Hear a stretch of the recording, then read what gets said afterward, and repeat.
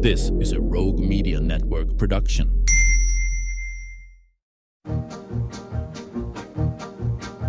Stars at night are big and bright. Deep in the heart of Texas, the prairie skies are wide and high. Deep in the heart of Texas, deep in the heart of Texas.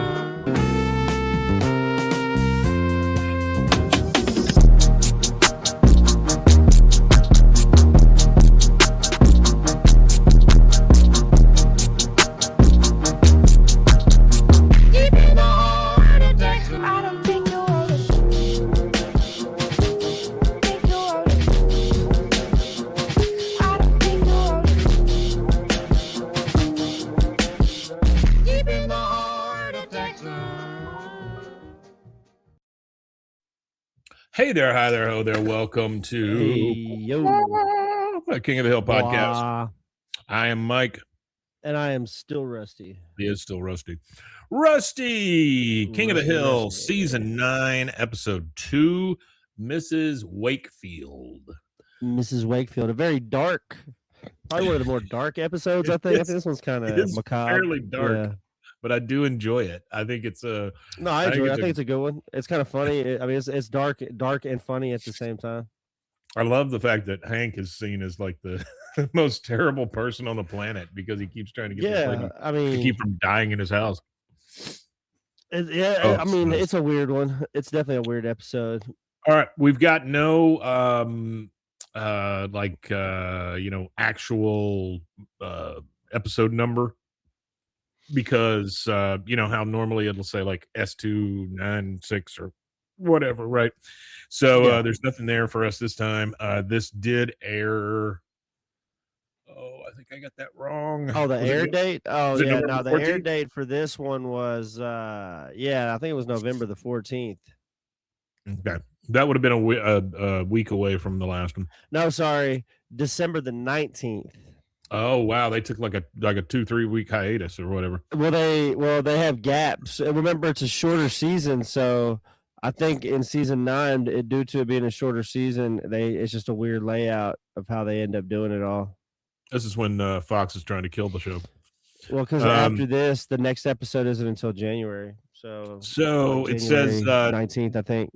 Yeah, so Death Buys a Timeshare is the next episode, and it didn't air until a month later.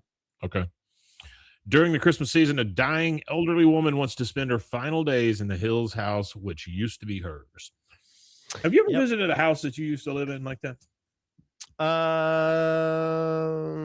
No, never visited a house like that. No, I think I've done that one time, but I can't remember where it was and why I did it. But I don't have a ton of interest in doing that. No, when I went to England, I drove past and like stopped in the road for a second in front of the childhood home that I grew up in, but I didn't like hop out and knock on the door and be like, "Hey guys, I'm just a random dude off the street. I lived in this house as a child. Can I peruse? Can I walk through? Can I reminisce? Can I touch the walls one last time?" But no, I didn't do that. But would I be interested in doing that if I knew the house was like realty empty, where I could call like a realtor and be like, "Hey, is it cool if I check this house out?" If I was in England, if I happen to be in England again and I did look up the house and it was empty and free like that, I might do something like that. But am I just gonna seek it out real in depth and knock on the door and bug some other human being? No, probably not. Every once in a while, I'll drive by. So where I grew up, we were on one street. My grandparents were on the next street, and then the first house I bought as an adult was on the other street. Like so. And what's funny is that my great aunt owned a house on one of those streets that you're talking about, and then when she passed away, she left the house to my grandmother. My grandmother spent like her final years on that street. Yeah. So my uncles were on that street as young men in their early 20s, raising hell on that street. Every once in a while I'll drive by there just to see what the house looks like. But I don't think I would ever stop. I've done that. I don't think I'd ever stop and just be like, "Hey, can I come in and look at your house? Because I used to live here." I mean, weird. The first house that we lived in the United States was actually just down the street from where I grew up. The house that we ended up growing up in. Right. So just naturally as a kid, I had a friend who lived at the end of the road that I grew up on and everything. So it was just like there was still like a lot of people that I knew in my sphere, so that was near it. So I would ride by it or drive by it There's a lot of sometimes. I've done memories, that. there's memories that come up, but Yeah, not yeah, enough yeah. to where I'm gonna be like, "Hey, let me in your house." Nah, because the It's just the weird. first house that we moved into in the United States was I don't know if you remember or not, but back in the day when Jim Walter sold homes, Oh, yeah. you could buy fully built houses ready to go, and it was just a fully done house, or you could buy like a half built house and finish it out yourself. Sure. So the first house that we lived in was one of those homes that was like a part of the way done. The whole outside is like done, and you have to finish out a lot of the inside stuff.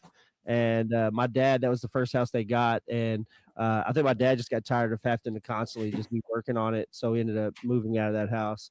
But that's the first house, so it wouldn't even look anything like what I remember it as because it was a construction zone Yeah, for my house, construction zone, but it was definitely under repair. my house that I grew up in, they've done a beautiful job, but you can tell it's an older couple that owns it. Yeah, it's an older Lots of neighborhood.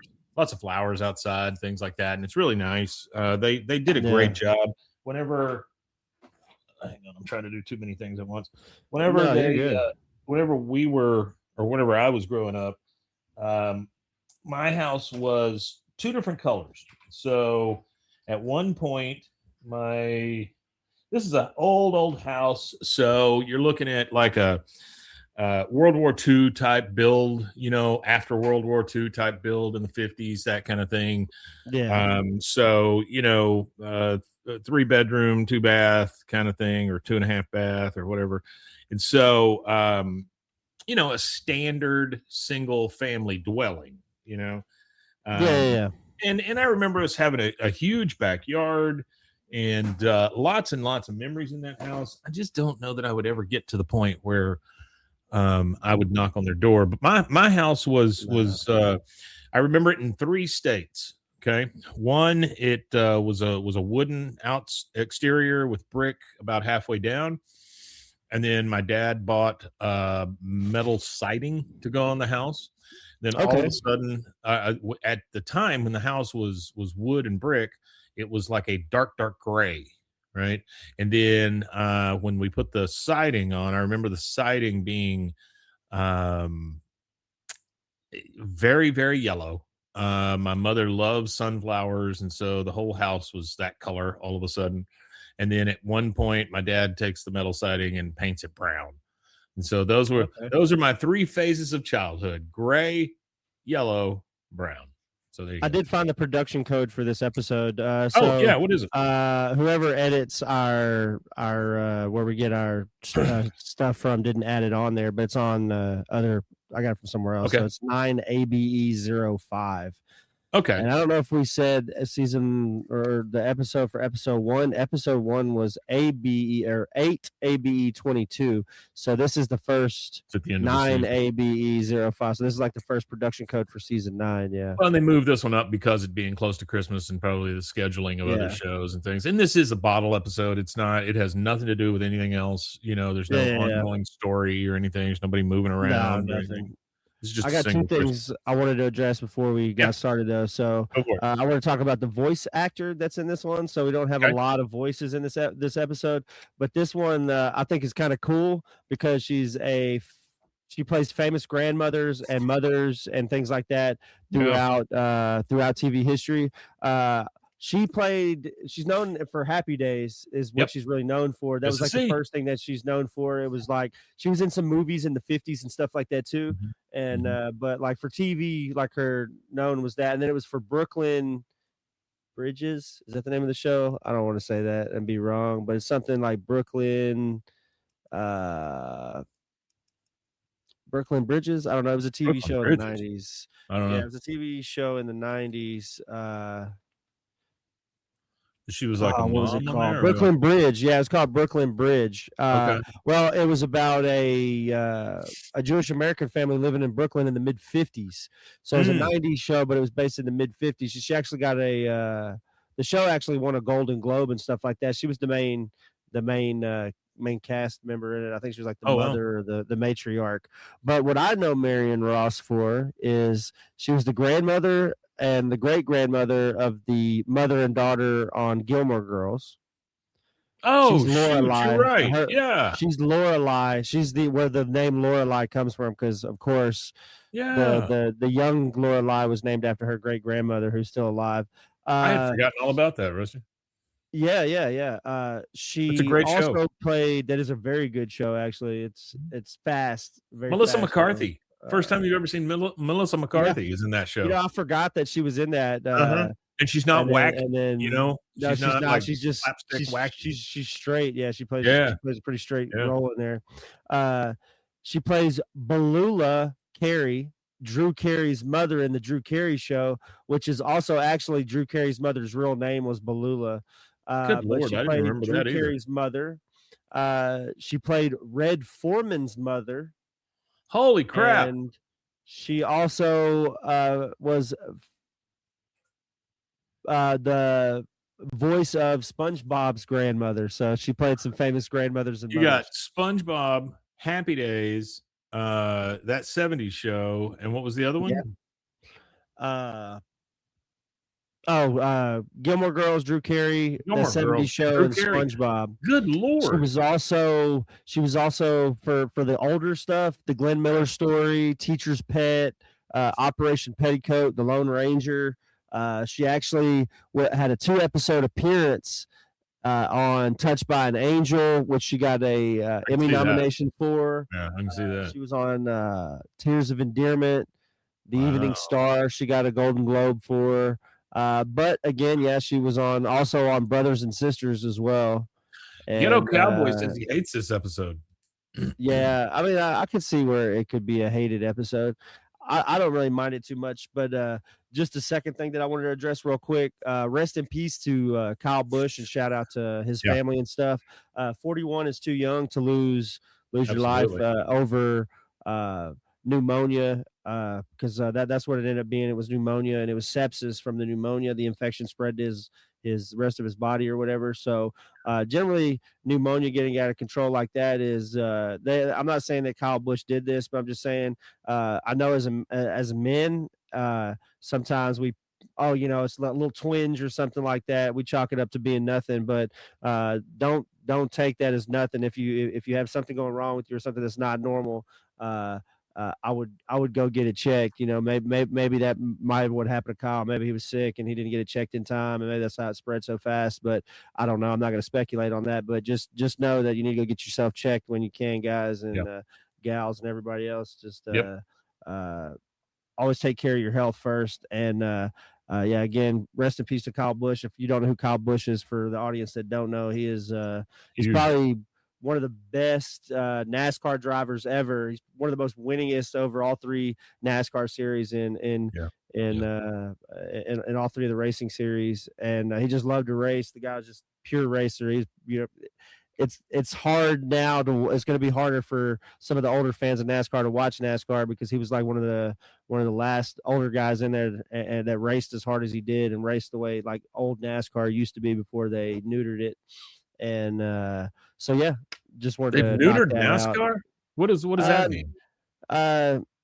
The cars used to be 700 plus horsepower. Now they're like 500. Like they've Really? neutered the cars. It's not. Yeah, and then you used to race a whole race. A lot of them, the older guys complain about the stages because now NASCAR is split up into 3 stages. So you don't have this 500 lap race where you have to have all this strategy. Now it's just race.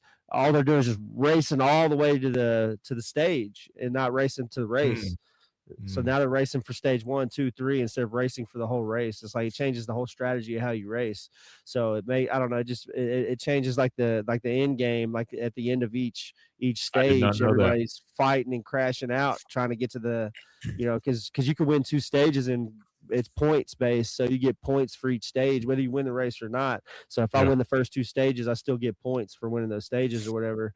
But everybody wants to win the race. It just changes the dynamic of the entire race, I think. By the way, happy Memorial Day, because this will be coming out on Memorial Day. I want to thank every one of the service members that I know. My dad was in the service. My buddy Melvin was in the service. I think you've got some folks that were in the service, Rusty. And I actually have a famous war hero that's a relative. It was actually my uncle's first, or not my uncle, sorry, my grandpa's first cousin. Okay. He was a famous World War I hero, yeah. I know if you trace us back, we get back to Stonewall Jackson. I don't think that that's a great comparison at this point, but I don't know. A war hero is a war hero, and whatever. Everybody was terrible. So, okay, but anyway, happy Memorial Days, or happy Memorial Day to you guys and men and women that Cotton. Shout out to Cotton Hill. Shout out to Cotton and his lost shins for killing Fitty, man. Rest in peace, he Cotton killed Hill. Fitty. That's right. Says Ghetto. All right, here we go. So we start off in the alley with all 4 of them. Now, we know this is around Christmas time because they've got wreaths and some like tinsel and things hanging on the back fence. You've got a maroon sweater on Hank, which weird spotting there. Bill, he wears a couple of sweaters. Yeah, the promotional art for this show actually has him in a green sweater with like a blue present handed to Miss Wakefield. Yeah, I can see that. Bill is wearing a yellow sweater. Boomhauer is wearing like a 3-button, almost like a long john top, but a little nicer. And then Dale has a what is basically a green polo shirt, but it's long sleeve and it's got like the rubber buttons in the middle, almost like one of those rugby shirts or whatever. He's got that, and he's got it all tucked into his pants, which I thought was just lovely. Yeah, I got a tidbit of trivia. So this is actually the last Christmas special ever for really. Hill. Oh, I did not know that. Unless they do one, in this next next run or whatever. This is actually the final. I can't imagine they would special. Though, in the way that they drop these things now. Maybe a hint of Christmas, but I don't think you'll get unless they do. So that's the thing is like they did with Trailer Park Boys. You had the show, but then you had a movie, and then you had Christmas specials and stuff like that. Maybe they do a Christmas special one of these days. Maybe. I don't see it happening, but maybe. I see them doing a movie before they do that. All right, so that would be very interesting.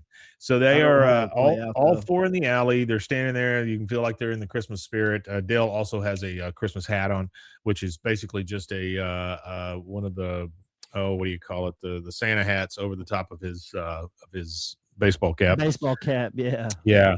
Hank says, no, I'm not going to mention any names, but due to last year's unfortunate kissing incident, mistletoe is banned from this year's Christmas party. And he gives side eye to, of course, Bill.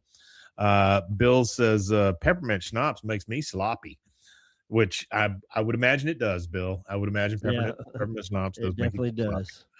Dale says, enough with your party, Hank. Help me figure out what to get Nancy for Christmas. I'll never top that oil painting I commissioned last year. Nude Dale in repose. Tasteful, yet you can see everything. Arlen Cab Company cab pulls up, and the taxi driver says, here we are, lady, 123 Rainy Street. It always reminds me, too, by the way, he's at 123 Rainy Street. My address growing up was 123 Meadowbrook. So, there you go. Yeah, that always reminds me of that. She starts getting out. It's an old lady with a walker. She kind of grunts as she gets up. She goes, well, thank you, old young man. This is it. That's her, all right. And starts looking at the house. Hank says, excuse me, ma'am. My name is Hank Hill, and I own this house. Is there something I can help you with? She says, I'm Ruby Wakefield, and I used to live here many years ago with my twin sister. My word, look at how big that tree has gotten. I planted that thing when it was a sapling. He goes, oh, I give that tree a deep root feeding twice a year. And then we see Bobby and Peggy come out of the house. Bobby's got his antlers and his little reindeer nose on. And you hear Peggy say, Hank, I got your antlers. And he says to Mrs. Wakefield, "Well, that's my family. We're going to go harvest a Christmas tree." She goes, "Oh, they look lovely. I appreciate you taking such good care of the house. It means a lot to me." He goes, "Hey, Mrs. Wakefield, if you're in town tomorrow," she's getting back into the taxi. "If you're in town tomorrow, why don't you come back for dinner? I'll give you the indoor tour. Kitchen sink now has a garbage disposal." That's a big one, Hank. That's a big one. That Make sure is you a point big that one. out. She goes, "Oh, I'd like that, Mr. Hill." She gets in the taxi and she drives off. And the Bill is like a non sequitur on legs. He just goes, "So she's a twin?" That's it. I don't know if he's looking to date her sister or what, I don't but know. all right. Now we're at the Christmas tree place. Bobby and Peggy and Hank, and Bobby's on the ground and he's trying to saw the Christmas tree down. He's having a real hard time. And Peggy and Hank are talking. She says, "I still cannot believe you invited that old woman over for dinner, Hank. That's like putting out a saucer of milk for stray cat. One lap, you'll never get rid of her." Golly, damn, that's Well, what pretty, kills me about this though is Peggy that's is pretty actually wild. right here. She's 100% right here. She is. It was just a weird, just a crazy way to put it. It is a crazy way to put it, though. Yeah. Hank says all she wants to do is take a walk down memory lane. Besides, most seniors are lactose intolerant. Is that true? Are most seniors lactose intolerant, Hank? I don't think so. But Bobby's down there trying to saw down that tree. And finally, she goes, "Keep going, Bobby. You're almost there." She goes, "I like old people as almost as anyone should, but you got to be careful. As much as anyone should." That is the most crazy caveat when talking about old people to me. She goes, "I like old people as much as anyone should, but you have to be careful." And then she just breaks the tree off because she's strong like horse. And Bobby's like, "Oh, look what I Strong did." like horse. She goes, "Good work, Bobby." He didn't do anything. The next night we're at the Hill house and you can tell it's nighttime because all the Christmas lights are on and everything. And we hear the disposal going very loudly. And he goes, "Oh, listen to that baby hum." And Mrs. Wakefield is standing there. She goes, "I remember dropping a friendship ring down this drain, practically broke off my fingernail getting it back." Okay, here's the only problem I have with this episode. Okay. When she was a girl and had a friendship ring, there's no way they had garbage disposals in their sinks. No friggin' way. No, way. probably not. No. You got to think if this is set in the 2000s and she's in her 80s, Yep. then she would have been 1920s, born in the 1930s. further back Yeah. than that. If she's in her Yeah. 80s in the 2000s, because my grandma was born in the 20s and she's in her 90s now. So Yeah. in the 90s, in the 20s, my grandmother was in her 60s. So if Miss Wakefield's in her 80s, she's born in the early 1900s, very early 1900s. So let's say 1920 at most, right? And at the most. there are no garbage disposals in sinks in 1920.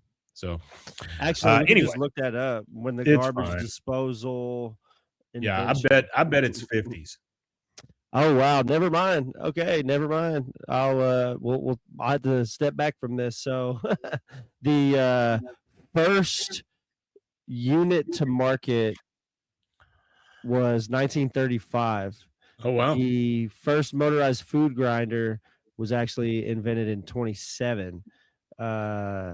So Well, now that I guess think it's been a while. Now that I think about it, though, when you watch the Flintstones, they have a garbage disposal. Of course, once they feed it the apple core, it turns to you and goes, "It's a living," But other than that, they've It's a got one. living. That's good. I love that. Yeah. He actually the very first one was called the Incinerator. Incinerator, yeah, and Incinerator is still a brand. They still make those. And it's kind of crazy. So this is some old ass data, but as of 2009, only 6% of homes in the UK and 3% of the homes in Canada had disposal units, while 50% of homes had disposal units in the United States. And the reason that is because in the UK and Canada, most places are forced to recycle food. They have food waste collection and stuff like that. Yeah. Ghetto Cowboy says, "On that note, I encourage everyone to read The Jungle." Do you know what he's talking about? The Jungle? I do know what he's talking about. The Jungle is about So it was about meat packing facilities back in the day, and it was like an expose by a guy named Upton Oh. Sinclair. And Oh, what it was is how dirty and good nasty they pull, were, kiddo. and how disgusting the meat facilities were. And it actually caused the FDA's. I want to say that's why the FDA was created, was because of that, if I'm not mistaken. If not created because of that, uh, it started regulation for how our Wow. food is handled and produced, because it was an unregulated market. So people Yeah, yeah. would food was probably more poisonous during that unregulated point than it is now, even though they're pumping it full of more chemicals now, because in that time frame there was no understanding of what they were using. At least they know what the shit they were putting in our food is going to do to us now. And now there's studies and there's so much data that supports how bad some of the stuff is. Back then people were just pumping bread full of lead to make it look a certain color, or they would do this or that. There was a lot of dishonesty in our food for a very long time. I'm talking about the beginning of food production in the early Thank uh 10 hundreds, you know what I mean? So thank like as God long we as we've got had rid of food all production. the thank God we got rid of all the doing things and not telling us, because boy, I love the fact that we live in an era where our government is just completely transparent and telling us everything that happens. Yeah, that's why if you Yeah. get Coke from Mexico, it just says water, sugar, color, phosphoric acid, caffeine. But if you get it from America, it's like this, and it's Oh, just a sure. list Oh, full sure. of shit. Well, and I was having a Not that this conversation is with any better. It's full of no, but sugar. I was having a conversation with 39 somebody about grams. that the other day, because I am trying to eat a little more heart healthy, get rid of some salt, fat, things like that, because the heart stuff runs in my family. If you listen to the last episode, my dad had a triple bypass in the last couple of weeks. My grandfather died of congestive heart failure, and so I just, I don't want to be on that train. And Yeah, for so sure. my uncle died of a massive heart attack. So I mean, it obviously runs in our family. So now I'm eating a lot of turkey bacon and no Smart, salt, yeah. no salt. Which, by the way, no salt. It's actually not that bad. It is the potassium part of salt, and it does not. Now, if you just eat it, it tastes like crap. But if you mix it into your food, not super liberally, but a little bit, it will enhance the flavor, and it works. So that's I'm trying real hard with that stuff. But anyway, I don't know why I brought that up, but there you go. No, it's good. No, yeah, no, it's good to longevity is the key. We're trying. I just want to add another 4.5 minutes. Yeah, All right, we need you to make it at least to the end of season 16. you got it. I'll make it till 16, and then I'm dead. All right. So Bobby says, I know how that feels, Mrs. Wakefield. One time at the front door, bent my pinky toe backwards, and the nail grew back really gross. He goes, leave your shoe on, Bobby. So obviously, when Bobby tells the story, he takes his shoe off every time. Yeah, please Uh, don't. she says, believe it or not, but that's a memory that you'll cherish someday, Bobby. So save up as many as you can. When you're old like me, you'll have riches beyond gold in the world. And Peggy just kind of rolls her eyes, which Peggy is not for any of this shenanigans. She's Uh, not. Peggy's a weirdie. she goes, oh, darn, I can't believe we're out of coffee. Oh, well, it's getting close to time anyway, huh? And she goes, oh, starts yawning. Lady goes, oh, you have such wonderful memories. Now I can't wait. No, I'm sorry. That's Luann. She goes, oh, you have such wonderful memories. Now I can't wait to get old and wrinkly and grow a little hump on my Oh, back. hump on my back. Hump on my back. That's funny. Ms. Wakefield says, oh, you're so sweet, dear. Mrs. Hill, it amazes me how much you remind me of my sister. So smart and pretty. And that's the key to Peggy's heart right there, because Peggy goes, well, thank you. Oh, look here, a new can of coffee. I'll just brew some up. And she goes, oh, coffee sounds nice, dear. Now that we're in the backyard, I'm not sure whose backyard we're in, but we're in I'm a not sure either. backyard. And it's Dale, Boomhauer, and Bill. Boomhauer is in the hammock. And Boomhauer does not say a word during these little cutaways. Might be his backyard. It very well could be. Very well could be. But Dale is still trying to figure out what to get Nancy for Christmas. I got it. What if I seal myself in a crate and have me delivered on Christmas Day to Nancy? Wait, do they have mail on Christmas? Wouldn't be very merry if I died in some distribution center. Bill says, why don't you just take Nancy to a countryside bed and breakfast for a lovely, nice romantic weekend? Nah, I'm not the kind of person who pays $100 to sleep in dirty sheets. I am That's the a kind cheap of person. weekend, $100 these days. That's right. He says, Yeah. He goes, I am the kind of person who charges other people to sleep in my dirty sheets. That's it. I'll turn our house into a bed and breakfast. All you need is some potpourri, a few boxes of waffles, and you're in business. And Boomhauer just goes, no shaking of the head, no anything, just goes, He goes, don't you naysay me, Boomhauer. Once I find the right hook, this is going to be a gift that keeps on giving. Say nay now, naysayer. And so we go. That's a good shirt.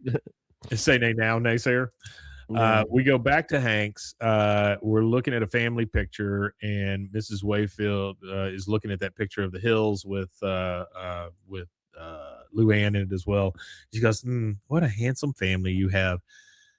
My favorite line of Peggy's this entire episode. How very observant of you. She says, you have a handsome family. She says, how very observant of you. Bobby says, this is my room. Catty. It is very catty. But she opens the door and says, or Bobby opens the door and goes, this is my room. It's chock full of memories for me, like the time I dressed our dog Ladybird in my underwear and pretended that we were Calvin Klein models. And he looks around. That does not land real well. So he goes, this is also where I read my Bible before bed every night.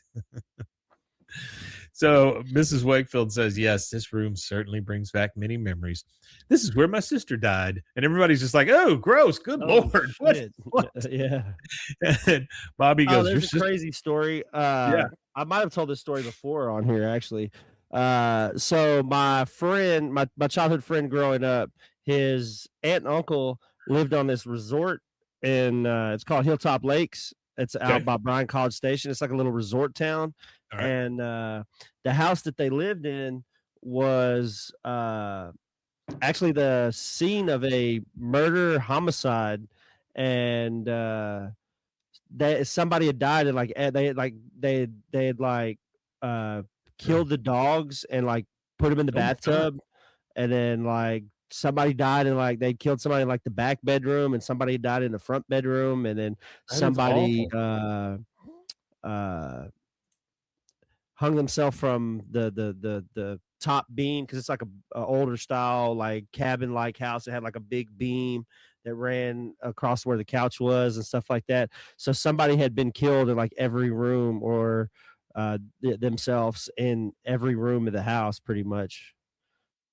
And I didn't know that. I'd stayed the night over there a few times before as a kid growing up, and then like I was like 13 or 14 or 15, I was like 15 or 16, I think, when they had told me, because I remember going down their backyard, pretty much in every room, in every bedroom, because it was a man, kids, and dogs, and he had killed the kids, his wife, himself, and the dogs. So it was like every bedroom somebody had died in, and then in the bathroom he did the dogs, and then himself in the living room and stuff like that. So it was wild. It was a wild story. Why are you killing the dogs? Are you afraid the dogs are going to eat you or something afterwards, or what? I don't know. This is crazy. Yeah. That is weird. Okay, so everybody says gross. He says, your sister died in my room. She goes, well, actually, she had a massive heart attack in here. Somehow she managed to crawl down the hallway to about right over there. I don't know how she dragged herself with her arthritic fingers. She couldn't even open a jar of apple butter. Everybody is super fucking grossed out. And she goes, oh, you have to forgive me, but I think I need to sit for a moment and rest. So they take her into the living room. They sit her in one of the green chairs, and she falls asleep. Apparently it's been about an hour or so. Hank says, she's been asleep for over an hour. I guess I better wake her up and send her on her way.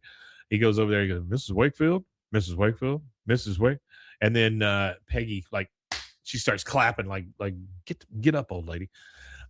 She wakes up. She goes, oh, what's going on? Oh, I'm still here. He goes, yeah, you dozed off for a bit, and it's getting kind of late. I'm sure you're ready to head on home. She goes, yes, I am ready. She means something completely different than what Hank means. Absolutely. She wants to die right there. She wants to die in his house for whatever weird reason she would want to do that. So she just continues to sit there, and then we hear, Mrs. Wakefield, are you okay? She goes, huh? The happiest times of my life were spent here in this house. That's why there's no place else in the world that I would rather end my days. Hank says, end your days? She goes, yes, I want to die here. I promise not to be a nuisance. And that takes us to our first commercial break. We will take that, and we will be right back. He did it.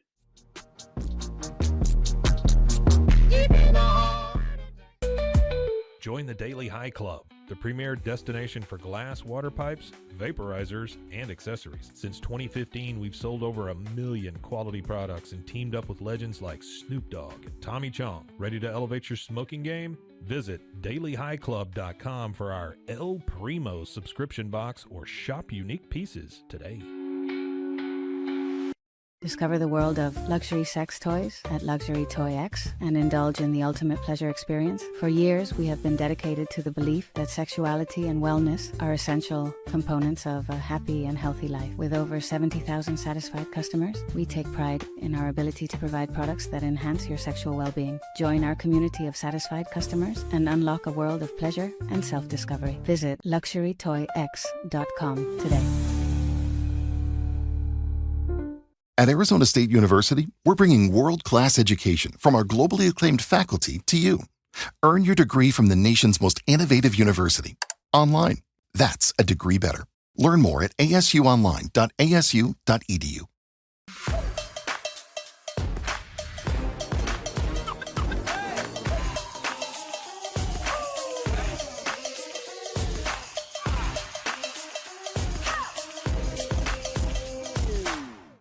Apollo Neuro is a new kind of wearable that helps your body recover from stress, that helps you calm down and feel better. You sleep better, and you can get back to being yourself. Learn more at apolloneuro.com. I'm Hunter, the founder of Hello Cake, and today we're digging into ED meds. The number one thing we hear is that guys are sick of waiting for ED meds to kick in. Traditional ED meds take about an hour to kick in as they have to go through your digestive system, where Hello Cake's ED medication dissolves under your tongue and works in about 15 minutes. That's about 3 times faster than traditional ED medication. Curious about ED meds? Go to hellocake.com. Relax with Hemp Delicious. Organically grown hemp, massively blended with delicious organic herbs, responsibly sourced for their holistic benefits. Each sip offers calming, antioxidant-rich wellness. Brewed just for you. Sip the calm with Hemp Delicious. Find your blend at hempdelicious.com. Baby girl, were you staring at me? You know that's not convincing, right? Try again. Well, you shouldn't just be staring then. You should taste. I'd miss your presence, your laughter.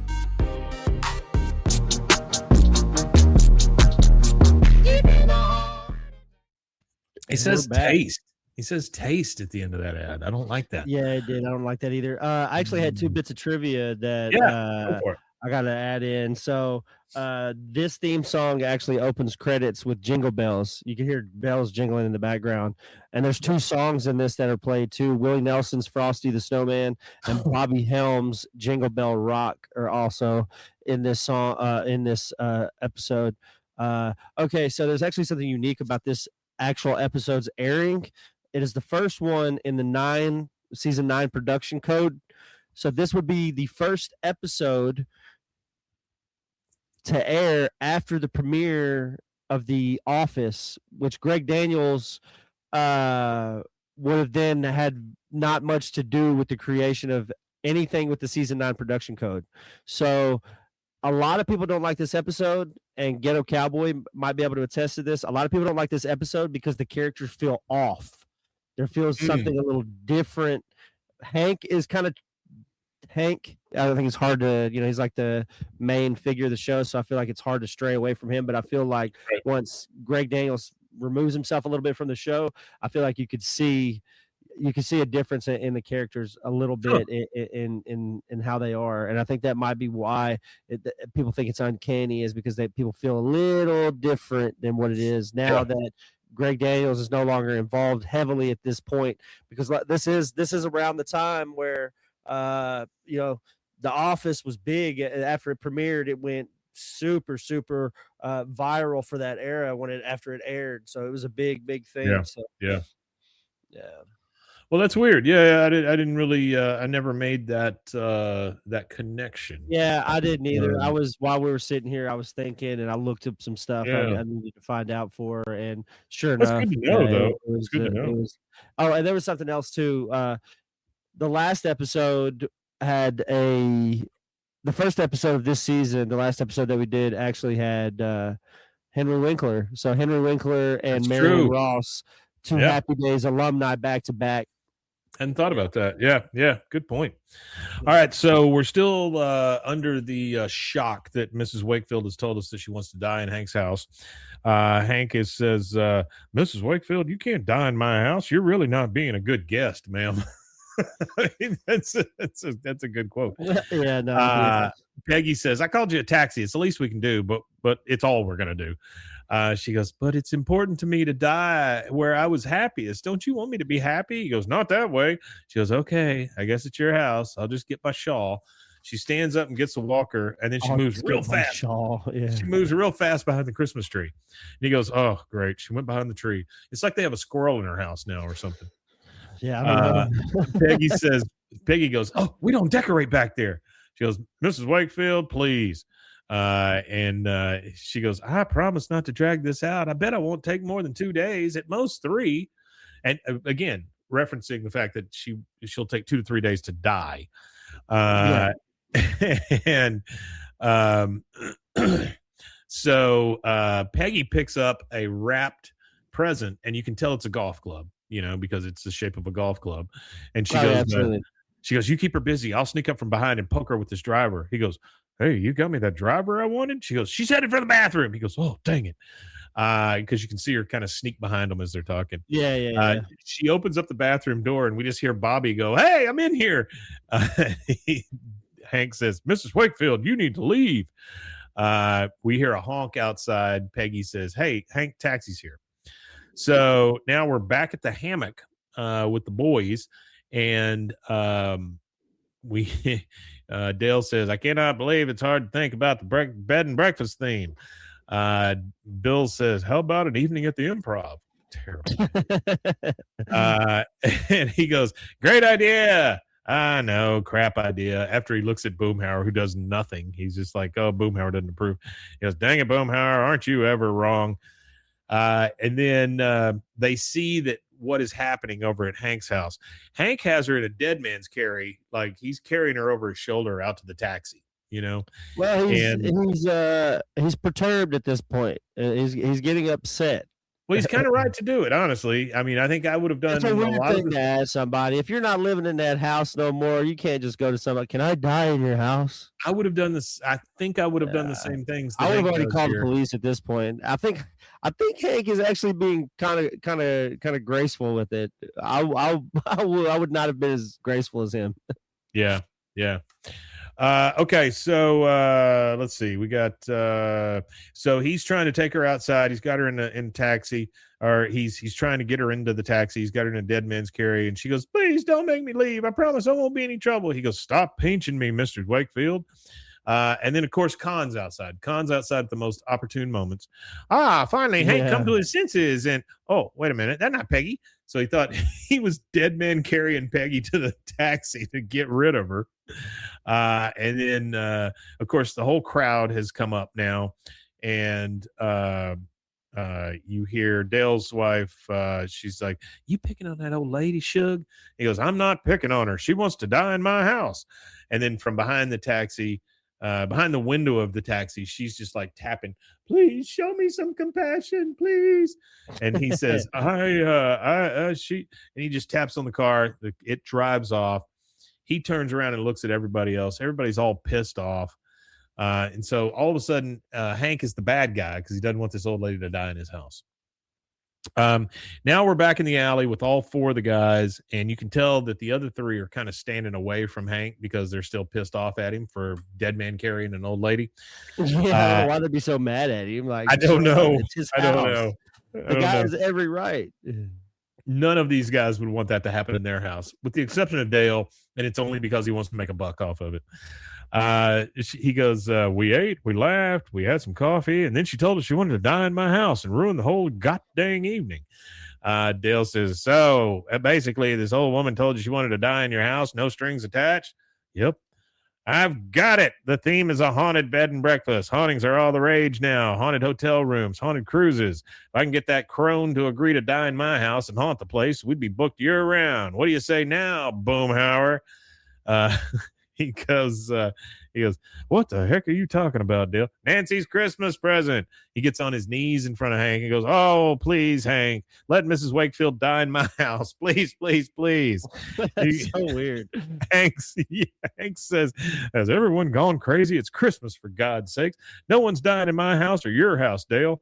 And then he walks off. Hank leaves.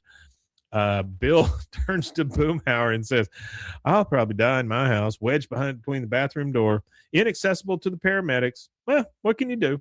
I mean, that's, what can you do? That's such a crazy. That would actually be a good shirt. So it would be. That is a great shirt. It would be. What can you do?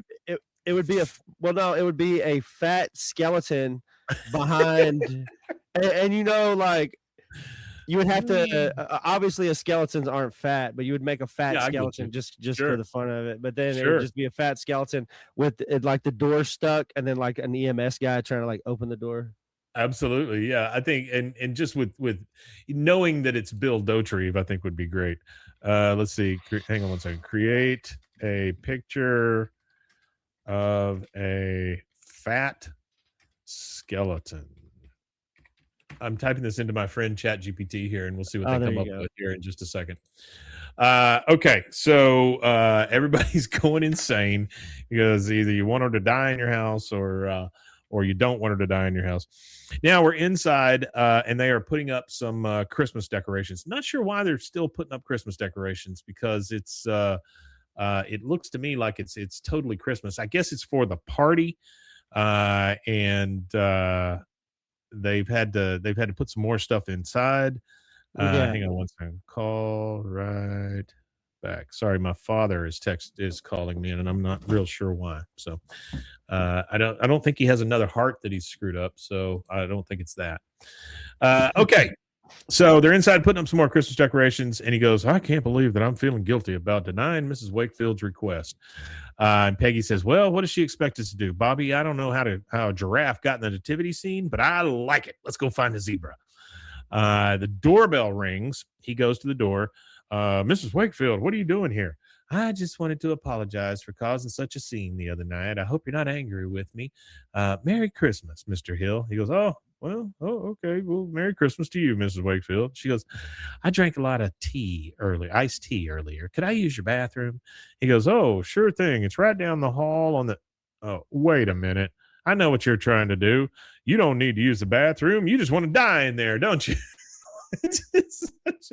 That's crazy. You don't want to use the bathroom. You just want to die in there. And she says, I promise I won't take long to die in your bathroom, apparently. She goes, he's carrying her out front, like he just picks her up, her and her walker and the whole thing, and just picks her up and carries her out front. She turns around, tries to get back in. She goes, if I hold my breath for 10 seconds, I bet I'll slip away just like that. Which, just the absurdity of the way that she speaks about dying in his house is just it's fantastic to me. He kicks her walker out because she's trying to jam it in the door. He finally kicks the little wheel out, and she kicks at the door. Dale comes up behind her and he goes, I have a proposition for you and a plate of pitted prunes. So the next scene we see, she is in Dale's basement. She has a bowl or a plate of pitted prunes in her lap. And she goes, Dale has a presentation up there, a pie chart and the whole thing, and he's got a pointer and he's telling her why. He's got to sell the idea of dying in his house. That's right. He goes, so why die here, you ask? Well, you'd be getting it on the ground floor of a wonderful investment opportunity. And all you'd really have to do is make ground floor. All you'd really have to do is make 2 appearances a day from the afterlife via this old antique mirror. And he shows her like a big mirror. He goes, it's not hard work, but I do expect quality. Are there any questions? She goes, can I go now? He goes, what? So you can go over and die at Hank's house? I could get you a dead little lapdog to keep you company. That she just kind of shuffles away.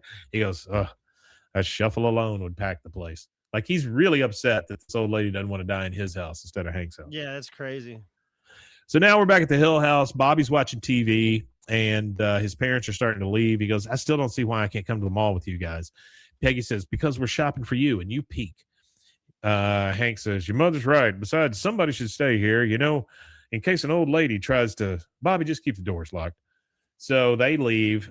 Bobby seems a little worried about the fact that this old lady's going to try to get in and die. And I would be very worried about it. I That's would really too. kind of creepy. That's just We got insane. a little bit later in the evening, and Bobby's in his room, and he's on the phone. He's on the cordless phone, and you hear him saying, "Dooley's going to pants Santa. Dang, I can't go. Make sure the elves take plenty of pictures." And then you see Mrs. Wakefield pop up in Bobby's window, and he goes, he goes, "Let me in, Bobby. I have a peppermint." And he just screams and runs off. Bobby. That sounds. I have weird. a peppermint. All right, so now we're at the mall, and in the background, I just love this payoff here. In the background, you see Dooley being arrested by or taken away by the security guards, and Santa being all pissed off, pulling his pants up.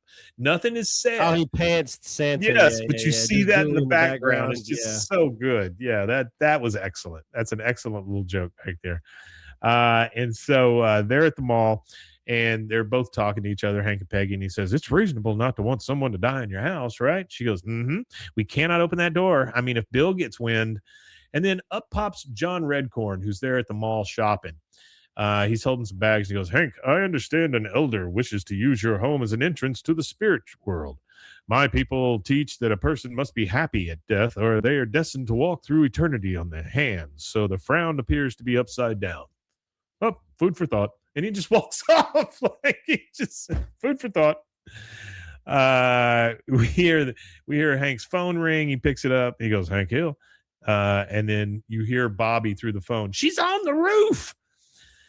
So we go back to the hills. Wild. Yeah, we go back to the Hills house. We see Bobby is hiding behind the Christmas tree.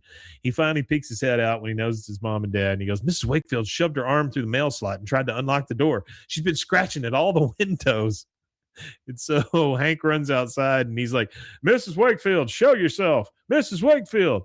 She finally comes ambling from around the side of the house. He goes, "Dang it, Mrs. Wakefield, I have had it with you. You got my boy hiding under the tree. You got all my friends mad at me. I'm sorry, but you've left me no choice." He gets his phone out, and he calls the cops.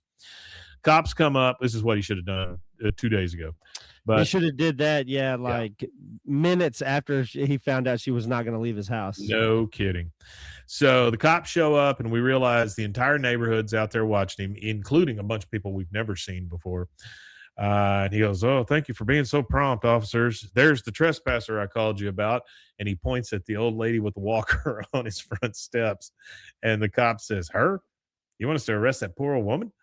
And then you hear Con, "Hank had to call Johnny Law on big bad old lady with walker." And then Hank says, "I didn't want them arrest her. I just want them to take her away so I can get on with Christmas and whatnot." And you hear Bill say, "Well, maybe you could compromise with her." He goes, "Compromise? How do I do that? Let her die on my sidewalk?" Bill goes, "I'm just saying." He goes, "You're not saying anything." Bill says, "Still." He goes, if she were trying to break into your homes and die, you'd do the same thing. I'll tell you what." And then from the inside of the cop car, you hear, "What have I done wrong?" And the cop goes, "Absolutely nothing, ma'am. Absolutely nothing." Hank goes inside, and the entire neighborhood is pissed at Hank now. Like, yeah, no, I think the exchange between the cop and Hank was pretty funny. Even Had more to call so. Johnny Law, big bad old lady in a walker. That's well, I mean, I think it's funny how condescending everybody is being towards them. Like they wouldn't be just as pissed. Yeah. This is again, like you and I were talking about. You call the cops on somebody like this. Yeah, no, for sure. Okay, so we got all four of them in the alley again. We got Bill, we got Boomhauer, we got Dale, and we got Hank. Hank, again, the guys are kind of standing away from him. He goes, "Peggy's making her special Christmas fudge for the party tomorrow." Yep, sure is going to be a good time. And then Dale, of course, being always the voice of unreason, says, "Yeah, until you call the cops on us." Bill says, "That poor old woman, she committed the crime of loving Hank's house too much. Are we not all guilty?" Peggy comes out and she goes, "Hank, I do not want you to blame yourself, but Mrs. Wakefield died at a bus station the very night you had her arrested and dragged away." Think about that sentence for a second. I don't want you to feel guilty, but you made her die at a bus station is basically what she just said. That's what she said. Yeah. There's your shitty Peggy right there. He goes, "What? Good Lord. She was a retired Sunday school teacher." She goes, now, Hank, I don't want you to dwell on the awful things she said to her out of anger. I mean, God almighty, Peggy, just keep piling it on. Everybody is mad. He goes inside. They're all cleaning up after putting food in the disposal after dinner. This is Hank, Peggy, Bobby, and Luann. Bobby says, can't believe she's really gone. It just seems like yesterday she was trying to get her walker through the doggy door.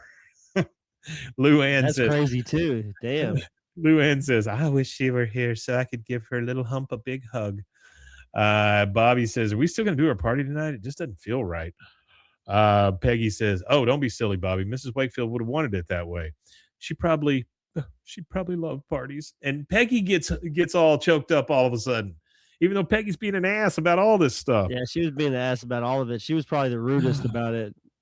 Then Hank says, now, come on. Which, again, I don't blame anybody at all. No, I don't either. I don't like it whenever she piles it on the other people. He says, now, come on, let's get back in the Christmas spirit. Why don't we pick up a little green vest for Lady Bird to wear at the party? That'll cheer everyone up. So they go to the mall and they pick up a green vest, and they're coming back. We see them coming back into the house. They go into the sliding door. And as they're walking in, he's like, I hope this fit. Pet Town doesn't have a very generous return policy. And Bobby's like, I still don't understand why a vest is cool, yet Santa hat would be demeaning. Hank's like, if I have to explain it. And then they open the door and they see her walker laying on the ground. One of the wheels is still spinning. It's so fresh, right? Yeah, it's just rolling. And everybody's just like, he goes, and you hear Peggy go, Mrs. Wakefield. And that takes us to our second and final commercial break, and we will be right back.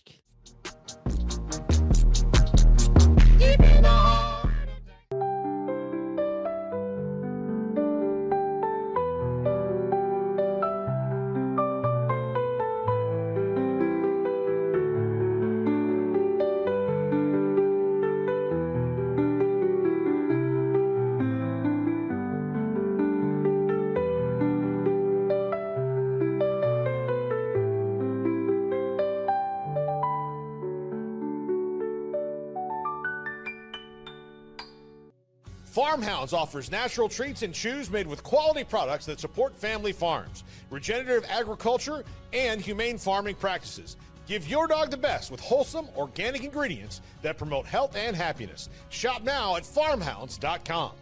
Tervis is all about staying hydrated. Each product is built to last and comes in endless designs to match your personality. Stay refreshed and express yourself with Tervis. Visit tervis.com today and find your perfect tumbler. Protect your online privacy with NordVPN. Browse securely, access content from anywhere, and keep your data safe with military-grade encryption. Whether at home or on the go, NordVPN ensures your digital freedom. Stay secure. Download NordVPN today at nordvpn.com. That's NORDVPN.com.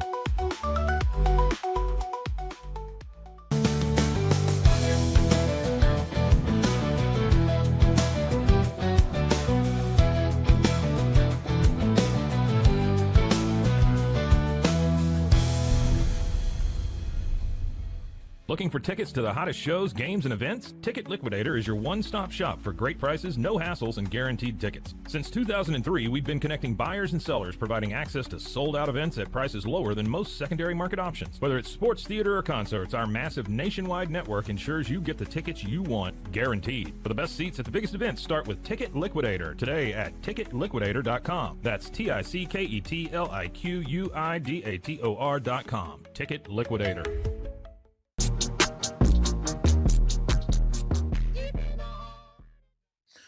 Okay, this is what ChatGPT thinks a fat skeleton looks like. All right. So a bony belly, but there you go. It says big bones, big appetite. Yeah, I don't know what bone that is. That's your belly bone, apparently. Your belly bone's connected to you. Yeah, everything. Yeah, I guess so. Yeah, that is weird. But anyway, there you go. There's your fat skeleton. There you go. There's your fat skelly. Okay, so we have just been informed that Mrs. Wakefield is not dead. She is somewhere in the house. So Hanks is like, so hiatus. Yeah, she goes, so Mrs. Wakefield isn't dead. Oh my God, she's somewhere in the house. Oh Lord, I hope she isn't dead. And then Bobby goes, run. He goes, no. We got to find her. Bobby, you and Luann check the den. Peggy, you check the garage, and I'll check the back of the house. If any of you find her, holler out. Peggy is in the garage with a walker as a weapon, and she's just like looking for her. And then she's like in the dark looking. You hear the bark. She goes, oh God, oh Ladybird, you dumb dog, you almost got your bell rung. Wait a minute. And she pulls a tennis ball off the walker and she gives it to Ladybird to sniff. And she goes, there you go, girl. Come on, get Mrs. Wakefield scent and track down that old coot. Good girl. Come on, get her for mama. And then she goes, no, wait, no, Ladybird, no, we're not playing fetch, no fetch. She goes, find the old lady. Sniff and find. She just throws the ball, and the dog goes after the ball, and she's like, dumb dog. Now we're in the bedroom with Bobby and Luann searching for Mrs. Wakefield, and you hear, Mrs. Wakefield, if you're under here, as she's looking under the bed, if you're under here, please don't grab me by my throat and drag me into the gates of hell. That would be funny. Just a picture of a old hand on Luann's ankle, and then it's like the gates of hell. Please don't drag me into the gates of hell. Bobby opens the closet, and there's a mirror there. Why there's a mirror in the closet, I don't know. But he opens it up, sees a mirror, and he goes, ah! Screams like a girl. And he goes, don't tell Dad. Then we go over to Hank searching in his and hers Peggy's bedroom. And he goes, Mrs. Wakefield, are you in here? I know we hadn't been on the same page about your dying and all, but I hope we can work out our differences. He sees a wrapper on the ground. He picks it up and he kind of crinkles and he goes, peppermint. And then he opens the closet and he sees her feet underneath some of the coats and stuff. And he goes, oh, Mrs. Wakefield, why? And then he pulls the things back and she's just like, she's with her arms crossed over, pretending to be dead or trying real hard to die. And she's trying to will herself to die. She goes, please give me peace. Why can't you just let me be? And then Peggy comes running in. She's like, Mrs. Wakefield, we thought you were dead. We read your obituary. She goes, I was desperate. So I submitted a fake obituary to get your guard down. With the whoop. That's crazy. Hank says, you lied. Making an obituary to hide in somebody's house. Then the doorbell rings. And Hank's like, oh, good Lord, the party. Peggy, Bobby, Luann, you take care of the guests while I escort Mrs. Wakefield out the back door. I'll join you in a minute. And he grabs her by the arm. He goes, our Christmas has been disrupted by you for the last time, Mrs. Wakefield. Well, and she goes, well, if you just let me concentrate, I'll be out of your hair forever. And she just holds her breath. Like that's going to make her die real quick. He goes, and then you just hear jingle bells, all this stuff as he's kind of dragging her away. We go downstairs or not downstairs, but in the family room, and you see, you hear the Frosty the Snowman song playing. And then out comes Peggy. She's holding a plate of cookies, and she talks to John Redcorn. She goes, Merry Christmas, John Redcorn. I whatever this is, it's still funny. I don't care how it's hilarious, insensitive it is. She goes, Merry Christmas, John Redcorn. I made you some special reindeer-shaped cookies with toothpicks sticking in them like little arrows. It's just funny as hell. He goes, quite honestly, Peggy, I was going to boycott your party, but protest Hank's harsh treatment towards our elders. But I found out that Bill is my secret Santa, and he always gives cool gifts. And then Con's right behind him. He goes, yeah, Bill really go all out. Then we see Hank trying to pull the old lady out. She's hanging on the doorway. And she's grunting and pulling. Put me down. And then Bill says, my God, Hank is wrestling with Mrs. Wakefield's ghost. And Dale goes, what a waste. He goes, she's not dead. She's very much alive. She falsified her obituary and broke in here. Please just continue with the party. I'll call a taxi and join you in a minute. And she goes, but I don't want to go. And then Con says, let her be, Hank. And then Boomhauer finally speaks up. Dang old Christmas, man. And then he kind of looks back and forth at Peggy. Con says, oh, Hank, where's Holiday Spirit? He goes, all right, fine. That's how everybody feels. Mrs. Wakefield, if you want to die in my house, then go ahead. She goes, really? He goes, Merry Christmas. She goes, well, why, thank you. You're not just teasing me, are you? He goes, no, ma'am. That's just so funny. You're not teasing me. You're not pulling my that I leg. can are die you? here. Yeah, He can goes, I no, please ma'am. die here? He goes, come on, everybody. It's a party. Let's have some fun. She's talking to Hank. She goes, Mr. Hill, maybe it is a little inappropriate right now. I mean, it is a Christmas party. He goes, yeah, I see what you mean. She goes, maybe I could die another time when you're not entertaining. He goes, sure, but Mrs. That's Wakefield, crazy. you don't have to come back to die. I mean, you could come back just to visit, maybe join us for a cookout or under the old tree you planted. She goes, oh, that would be nice. Well, I've been enough of a bother. I'll get out of your hair. He goes, oh, don't rush off. Why didn't you stay for Secret Santa? I always get an extra gift just in case my boss stops by. He starts passing out. That's hilarious. He pre-games a deal for him, and he never just in case. You hear Jingle Bell Rock playing, and he starts passing out gifts, and he goes, "Oh, hey, this one's for Bill. Could this be the ear and nose trimmer he's really been needing?" And Bill goes, "I hope it's hungry." And he goes, "All right, this one's for Peggy." And we just kind of back off, and we get kind of the slow fade out, and that is it. We hear some credits. We see our credits, and we fade out, and then after the credits, we hear Bill say, "Peppermint schnapps makes me sloppy." And that is it.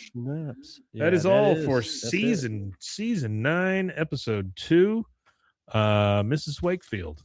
Which I don't hate this episode. I thought it was a pretty funny episode. I like it a lot. Yeah, it's not a bad one. No, yeah, it's not a bad one at all. All right, you want to let them know where they can find us if they want more of this? Yeah, you can find us at bwaaaakoth@gmail.com. Please send us an email. We ain't got any in a while. It'd be cool to hear from you guys. bwaaaakoth on all social media. That's right. And our friend the Fat Skeleton just has one thing left to say. Oui, Matanye. I did not mean that you were the fat skeleton, but bye guys. See you later. Oui, Matanye indeed.